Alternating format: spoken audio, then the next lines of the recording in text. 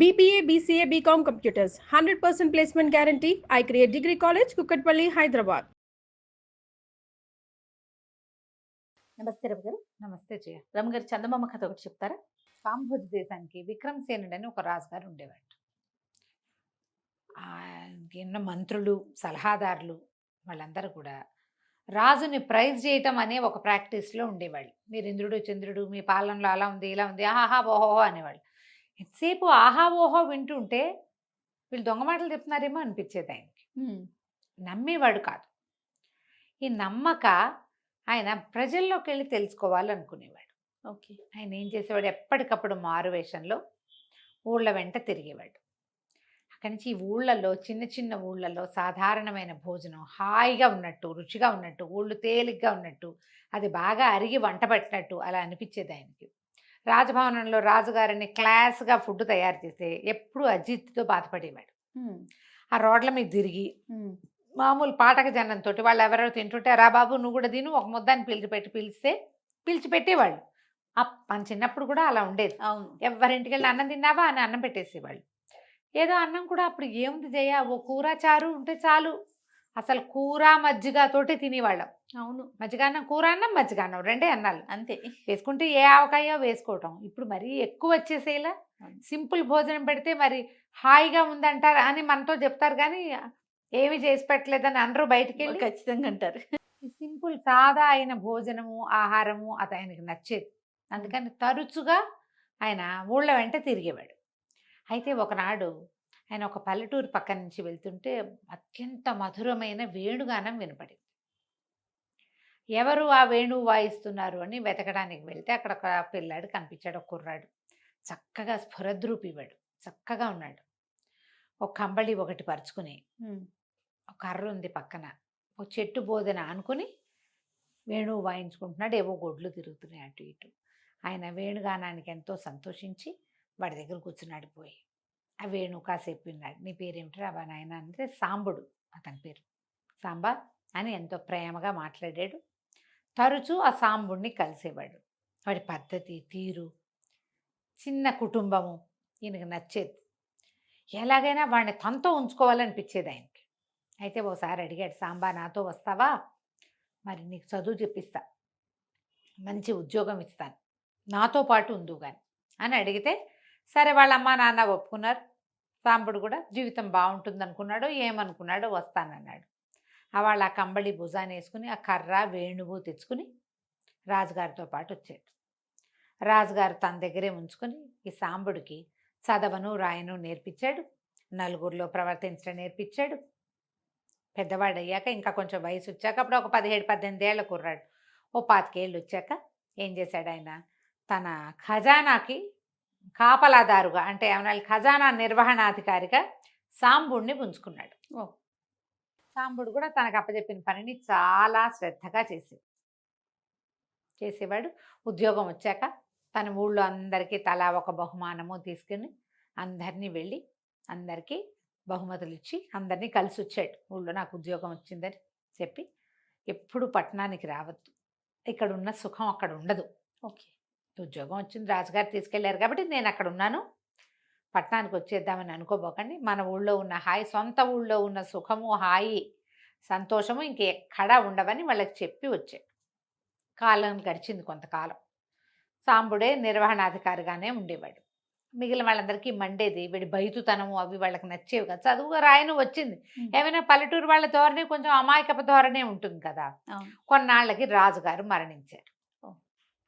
రాజుగారు మరణిస్తే ఆయన కుమారుడైన కీర్తిసేనుడు రాజు అయ్యాడు. ఇవన్నీ కూడా ఏమిటి బ్రాంచెస్, మన డిపార్ట్మెంట్లన్నీ యథాతథంగానే నడిచిపోయేవి.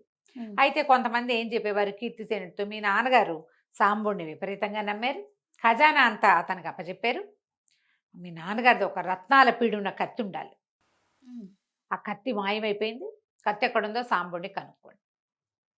ఈ కీర్తిసేనుడు ఏం చేశాడు, సాంబుడిని కేకేయించి నాన్నగారిది రత్నాల పీడున్న కత్తి ఉండాలి కదా, ఆ కత్తి కనిపించట్లేదు, మరి ఖజానాలో ఉందా ఏమైంది అని అడిగితే అన్నాడు సాంబుడు, కాదండి రత్నాల పీడిలో ఉన్న ఆ కత్తికి పదును తగ్గింది, పదును పెడితే వంగిపోతుందని దానికి వజ్రాలన్నీ తీయించేసి ఆ రత్నాలతోటి హారాలు చేయించేశారు, దానికి లెక్క ఉంది అన్నాడు.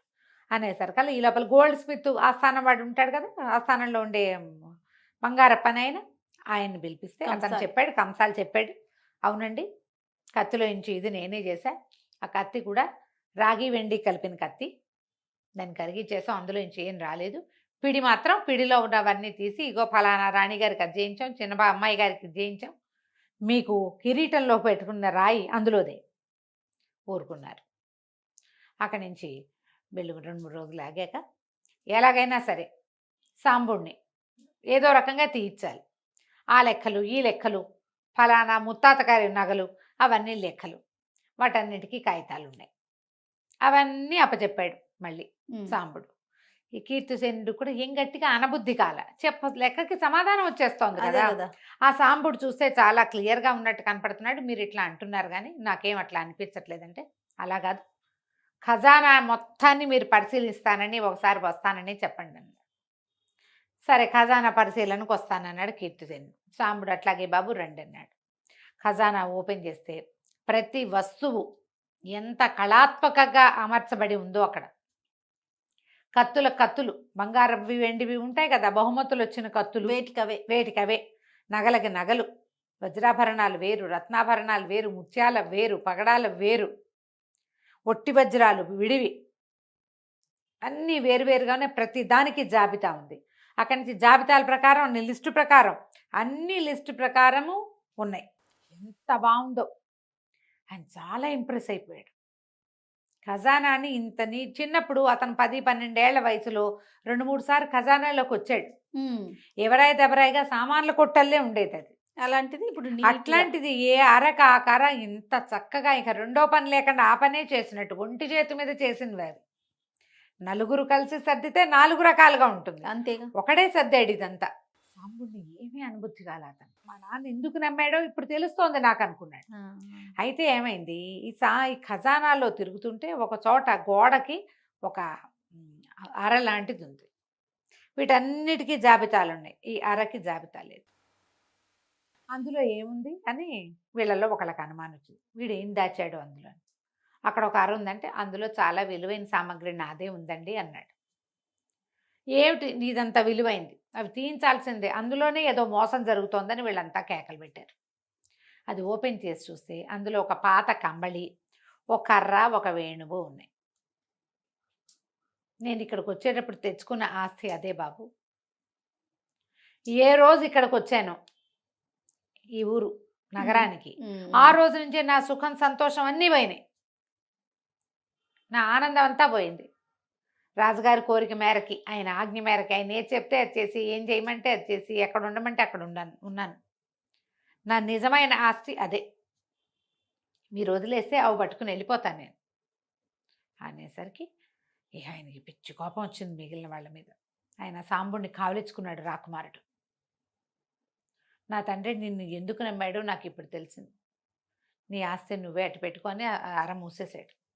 ఆ తర్వాత తండ్రి ఎంత బాగా చూశాడో అంతకు 100 రెట్లు బాగా చూసుకున్నాడు ఆయన సాంబుడిని. అది సంవత్సరానికి ఒకసారి వాళ్ళ ఊరు పంపించేవాడు, ఏడాదికి ఒకసారి ఖజానా నేను స్వయంగా చూసుకుంటా ఈ వారం రోజులు, మీరు వెళ్ళరండి అని పంపించేవాడు. బతికున్నంత కాలం సాంబుడిని తండ్రిని చూసినట్టుగా చూసుకున్నాడట. విలువైన ఆస్తి అంటే ఏంటంటే సుఖ సంతోషాలు ఎక్కడుంటాయో అది. నీకు ఎన్ని వస్తువులు ఉన్నాయి, నువ్వు ఎంత చేసావు, నీ దగ్గర ఎంత డబ్బు ఉంది కాదు, నువ్వు ఎక్కడ హాయిగా నిన్ను నువ్వు మర్చిపోయి ఉండగలుగుతావు, అది నిజమైన ఆస్తి. ఖజానాలో అన్ని కోట్లు ఉంటాయి, వాడికి ఏం సంతోషాన్ని ఇవ్వాల? ఇదంతా నా చేతి, మామూలుగా ఏమనుకుంటారు, ఏదైనా ఒక అకౌంట్స్ మెయింటైన్ చేసే వాళ్ళకు కూడా గొప్పే, ఇదంతా నా చేతి మీదే నడుస్తోంది అని. అతనికి అది లేదు. నువ్వు కాకపోతే ఇంకొకడు నిజానికి అక్కడ, అంతేగా కదా. అంతే కథ కంచికి మనం ఇంటికి. చాలా బాగుంది రమ్మ గారు. నమస్తే. నమస్తే.